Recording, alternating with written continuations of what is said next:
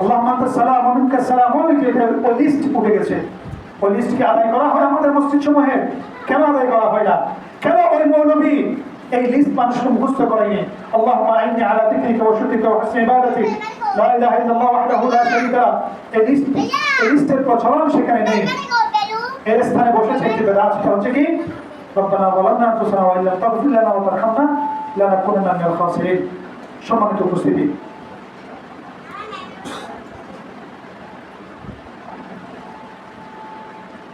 এই বেদাত করলে মানুষের কি শাস্তি হয় এই বিষয়ে একটু বলি। সবথেকে মারাত্মক যে শাস্তি সেটি হচ্ছে বেদাতের আমল হচ্ছে পণ্ডশ্রম। আপনি সারা রাত ধরে একটি ঘর বাঁধলেন, সকালে এসে আপনি সেটা ভেঙে দিলেন, এই পরিশ্রমের কোনো মূল্য আছে? বেদাতের আমল আল্লাহ সুবহানাহু ওয়া তাআলা কবুল করবেন না। রাসূলুল্লাহ সাল্লাল্লাহু আলাইহি ওয়াসাল্লাম বলেছেন, মান আমিলা আমালান লাইসা আলাইহি আমরুনা ফাহুয়া রাদ। কোনো ব্যক্তি আমার দেখানো পথ ছাড়া আমল করে সেই আমল বরবাদ। বেদাতীদের আমল বরবাদ। লাখ টাকার মহিষ বরবাদ, কোটি টাকার মাজার বরবাদ। মসজিদ নির্মাণ করলে আপনি সওয়াব পাবেন, মাজার আপনার বরবাদ। মহিষ ওখানে নিয়ে জবাই করবেন বরবাদ। আপনার সারা রাত জেগে এই ইবাদত আশুরা কেন্দ্রিক, নিসফে শাবান কেন্দ্রিক বরবাদ হয়ে যাবে। তারপর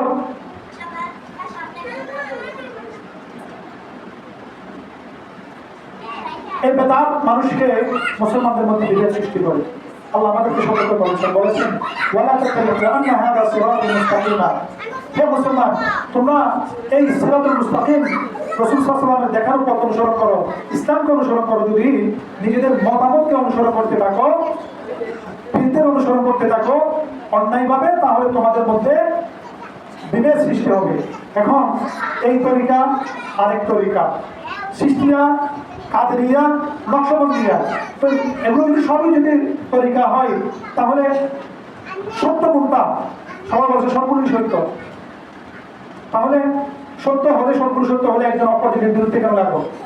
একদিন আসছিলাম লালদিঘির ওই মাঠ হয়ে, তো দেখি মহা এই এক সমাবেশ এবং বছর মধ্যে ঘোষিত হচ্ছে অমুক যদি এখানে আসে তাহলে তাদেরকে দাঁত ভাঙা জবাব দেওয়া হবে, তাদেরকে মারা হবে। তো তারা কারা? বছর আরেক দরবারের মুরিদরা। কেন? বছর ওই দরবারের পীর নিজেকে আওলাদ গৌসুল আজম দাবি করছে। ওমা, গৌসুল আজমকে দাবি করার বিষয় নাকি? তার মানে বলতেছে আমাদের তো গৌসুল আজম আছে, ওরা কেন গৌসুল আজম দাবি করবে? তো বুঝে গেল এই গৌসুল আজমটা একটা ম্যানুফ্যাকচার হয় ঘরে ঘরে, খানাকায় এটা নিয়ে ঝগড়া হয়। এটা ম্যানুফ্যাকচারিং। হ্যাঁ, তারপর দেখা যাবে পাড়ায় পাড়ায় গৌসুল আজম, সেটা নিয়ে মারামারি হবে। এই শিক্ষার পাড়ায় গৌসুল আজম কে হবে?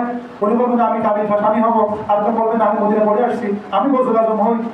এটা আবার ঘরের লোক চলে যাবে, এ ঘরের গৌসুল আজমকে। এই যে ম্যানুফ্যাকচারিং, এই যে বেদাত, এই যে বিভেদ, আমার হাদিসা বিভেদ সৃষ্টি করতে আসে না। আমাদেরকে বলা হয়েছে পায়ে পা লাগিয়ে দাঁড়ানো, এটা সুন্নাত।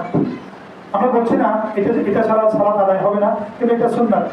আপনি আমাদেরকে এসে বিরোধিতা করলেন, বললেন যে আহলে হাদিসরা এমন ভাবে মসজিদে দাঁড়ায় যে আরেকজন দাঁড়াইতে কমপক্ষে প্রত্যেক কাতার থেকে 5 জনের জায়গা মেরে দেয়। কি করে মেরে দেয়? এই মেরে দেওয়ার ইতিহাস সরজমিনে পর্যালোচনা করতে গেলে তখন দেখা যাচ্ছে যে ওনারা একজন এভাবে দাঁড়াইছে, আরেকজন এতটুকু ফাঁক রেখে উনি দাঁড়াইছে, ওনাকে এরকম জায়গা ফাঁক রেখে আরেকজন দাঁড়াইছেন।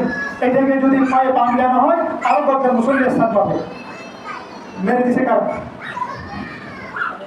সুন্নত যারা অস্বীকার করছে ওই বেদাতি পন্থায় ওখানে ঢুকে গেছে। বেদাত যখন স্থান পাইছে সুন্নত কি হয়ে গেছে? চলে গেছে।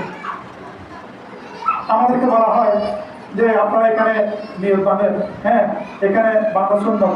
আপনি একটু লুকুচুরি মানে চুপিসারে গিয়ে মসজিদে দেখেন 99% ওই ভাইদের নিয়ত এখানেও না, আবার এখানেও না। আপনি দেখুন এখানে এই যে সমস্ত মানুষ, হ্যাঁ দুষ করবে নিজে, এটা আবার আমাদেরকে চাপিয়ে দিয়ে, হ্যাঁ এই যে একটা সমাজের মধ্যে একটা জয় জয় ভাব নিয়ে তারা থাকে, এটা আসলে ঠিক না। এই বেদাত হচ্ছে বিভেদ সৃষ্টি করে, সুন্নাতকে কি তার বিতাড়িত করে। এবং সুন্নাত যখন বিতাড়িত হয় মানুষ বেদাতে নিমজ্জিত হয়। বেদাতে নিমজ্জিত হওয়ার কারণে যুগের পর যুগ চলতে থাকলে মানুষ সত্যকে দুশ্মন ভাবে এবং মিথ্যাকে আপন ভাবে। এটা হচ্ছে আমাদের দেশের 90% 99% জনগণ এই প্রকার শিকার। অতএব নিজেকে ছোট মনে করবেন না, যে যেখানে আছেন সেখান থেকেই বেদাতের বিরুদ্ধে বলিষ্ঠ কণ্ঠস্বর করে তুলুন। আপনি নিজেকে ছোট মনে করবেন না কখনো। সম্মানিত উপস্থিতি, আমি ইনশাআল্লাহ বক্তব্যের দ্বিতীয় পর্যায়ে আপনাদেরকে একটা হাদিসের তর্জমা করে শোনাবো এবং আপনারা বুঝবেন যে অতি আবেগ দিয়ে আমল করলেই এটা কি হয় না, এটা সুন্নাত হয় না, এটা আল্লাহ পছন্দ করেন না। আমরা তো বক্তব্যের মধ্যে বলি যে আপনি বেদাতি আমল করলে আল্লাহ আপনার আমল কবুল করবেন না। রাসূলুল্লাহ সাল্লাল্লাহু আলাইহি ওয়াসাল্লাম বেদাতিকে অভিশাপ দিয়েছেন এবং বেদাতিদেরকে যারা সম্মান করে তাদেরকেও লানত দিয়েছেন। রাসূলুল্লাহ সাল্লাল্লাহু আলাইহি ওয়াসাল্লাম ধর্মের মধ্যে যে নতুনত্ব সৃষ্টি করে এরপর আল্লাহ লানত। আমি প্রায় একটা কথা বলি, যদি আমাকে আপনি বলেন যে ভাই ঠিক আছে বুঝলাম মিলাদুন নবী রাসূলুল্লাহ সাল্লাল্লাহু আলাইহি ওয়াসাল্লাম পালন করবেন, আমরা করলে অসুবিধা কি? সালাতু ওয়াস সালাম আদার আগে রাসূলুল্লাহ সাল্লাল্লাহু আলাইহি ওয়াসাল্লাম পালন করেন নাই, আমরা করলে অসুবিধা কি? ভালোই কাজ তো। আপনি মানুষকে খাওয়াবেন আশুরার দিন, এখানে মন্দ কি? এই প্রশ্নটা তো খুব সুন্দর।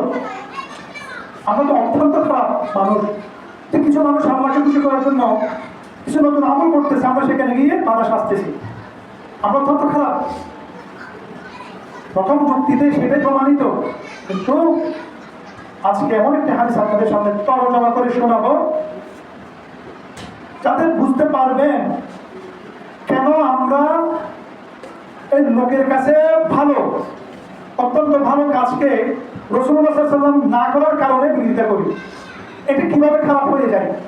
দেখতে ভালো কিন্তু ক্রাইটেরিয়ায় রাসূল সাল্লাল্লাহু আলাইহি ওয়াসাল্লামকে মানার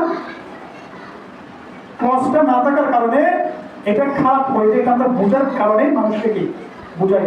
এই প্রবণতা আমাদের আবিষ্কৃত না, আমরা এটা নিয়ে মাথা ব্যথা করি। কে করছে? আমি ইনশাআল্লাহ দ্বিতীয় পর্যায়ে ব্যাখ্যা করবো। এই ব্যথাটা আমাদের রাসূল সাল্লাল্লাহু আলাইহি ওয়াসাল্লাম থেকে শুরু করে সাহাবায়ে কেরাম থেকে শুরু করে হাক্কানি উলামায়ে কেরাম সবাই এই ব্যথাটা বহন করে।